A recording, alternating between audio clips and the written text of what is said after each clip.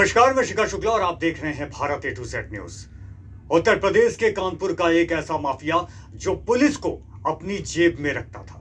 बड़े बड़े पुलिस अधिकारी, एमपी, एमएलए उसके घर हाजिरी लगाने जाते थे। वो अपने नाम से पहले वकील लिखता था। बड़े बड़े एनकाउंटर की चार्जशीट वह पुलिस के लिए लिखता था। जी हाँ, चाहे अतीक अहमद हो या विकास दुबे, हर मामले में पुलिस उससे सलाह मशवरा करती थी। कानपुर में माफिया वकील ने 1500 करोड़ की सरकारी जमीनें कब्जा कर रखी थी। सोचिए, जिसका इंट्रोडक्शन इतना लंबा देना पड़ रहा है, उसके गुनाहों की फहरिस्त कितनी लंबी होगी। हम बात कर रहे हैं कानपुर के सबसे बड़े माफिया वकील अखिलेश दुबे के बारे में। वो लोगों को फंसाने के लिए लड़कियों का सहारा लेकर उनके खिलाफ रेप की झूठी एफआईआर लिखता था, लेकिन एक महिला उससे कभी नहीं डरी। वकील ने उसकी जिंदगी तबाह कर दी, लेकिन वो झुकी नहीं। इस किरदार का नाम है प्रज्ञा त्रिवेदी। वह कानपुर में एक होटल की मालकिन थी। उसके जीवन के 15 साल माफिया वकील ने बर्बाद कर दिए। प्रज्ञा को अपना होटल छोड़ना पड़ा और सड़क पर आ गई।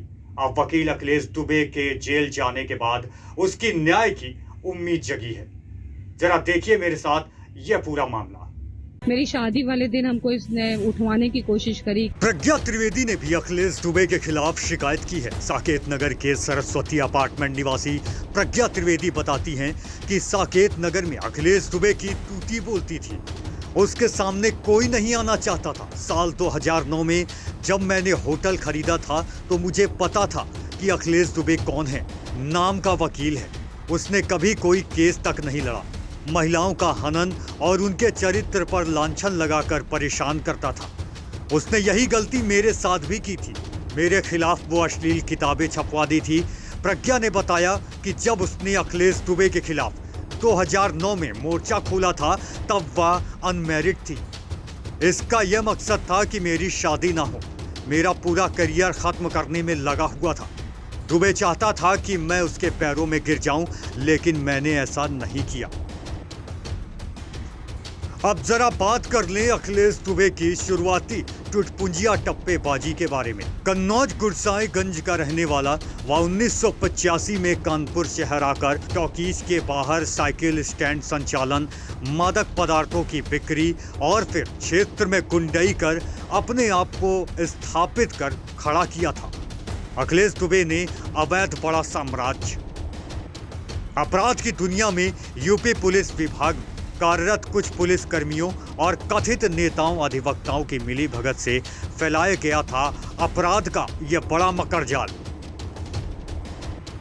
गली बस्तियों की लड़कियों को संरक्षण देने के बाद उन्हीं के सहारे पूंजीपतियों और उनकी करोड़ों की जमीन हड़पने के लिए टिप टॉप बनाकर लड़कियों से बलात्कार जैसे संगीन मामलों में फंसाकर करता था करोड़ों की अवैध उगाही। अधिवक्ता बनने के साथ साथ शहर के एक प्रमुख न्यूज चैनल का मालिक बन के केडीए विभाग और अन्य अवैध मामलों में फर्जी पत्रकारिता और पीड़ितों से करोड़ों रुपए की उगाही करता था। कभी किसी केस पर अदालत में एक बार भी बहस नहीं की। अपने ही दफ्तर में चलाता था देवा की अदालत।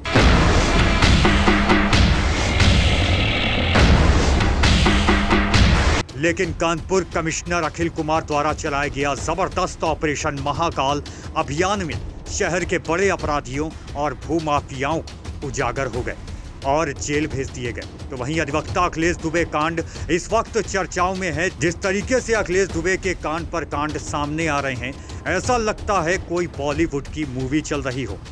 अखिलेश दुबे के आगे झुकता था जमाना। इस अखिलेश दुबे के दरबार में कानपुर कमिश्नर अखिल कुमार ने हाजिरी न लगाकर चुना सच्चाई का रास्ता और माफियाओं की कमर तोड़ने की कसम खा ली। और आज का टाइम है, चाहे भूमाफिया हो चाहे कब्जेदार हो, या तो सभी की बोलती बंद है या कानपुर शहर की सीमाओं से बाहर ये लोग चले गए हैं। विष कन्याओं के सहारे चलता था अखिलेश दुबे का साकेत दरबार। साकेत दरबार के लिए शिकार फंसाने वाली 3 विष कन्याओं के नाम सामने आ गए हैं।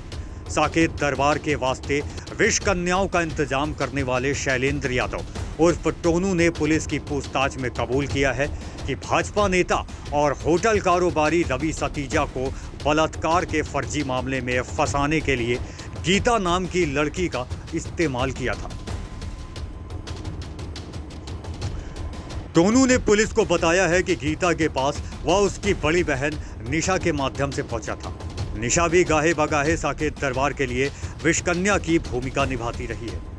टोनू से पूछताछ के दरमियान यह भी खुलासा हुआ है कि वर्ष 2024 में हनुमंत विहार थाने में रमाकांति नामक एक महिला से डीबीएस कॉलेज के कर्मचारी ओम प्रकाश और अभिषेक मिश्रा के खिलाफ भी बलात्कार का फर्जी मुकदमा दर्ज कराया गया था।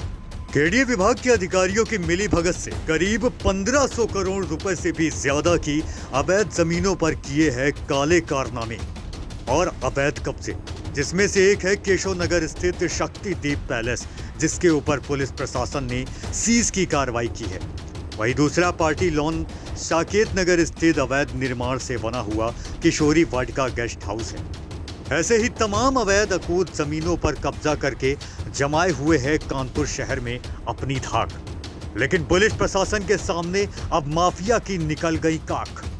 अब जरा सुनिए माफिया अखिलेश दुबे की बीजेपी नेता रवि सतीजा से बातचीत की यह वायरल कॉल रिकॉर्डिंग। हमने तुम्हारे उससे कह दिया इंस्पेक्टर से जी जी कि आज उसके यहाँ कोई आयोजन है, आज पर्चे नहीं कट पाएंगे, कल पर्चे काट के कल रात में नाम निकाल के जीडी तुमको कॉपी भेज देंगे। जी जी अभी हम आए हुए हैं वो पता करने ध्रुव गुप्ता वाला, वो उसी में लगे हुए हैं कि कहीं से पता लग जाए सब, तो कि अब वो भी हो जाए।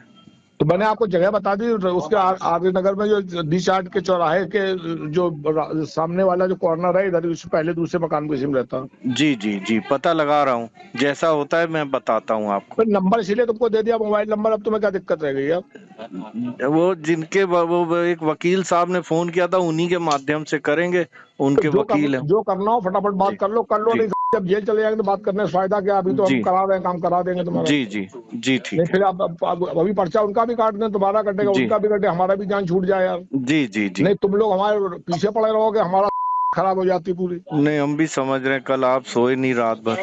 बताया तो सुबह साढ़े तुम्हारे साथ 4 बजे गए काम करके, 4:15 बजे। जी जी जी हमें मालूम है ना, जाए चूक जाओगे तो तुम सब एक झटका लगेगा, बस सब खेल खत्म।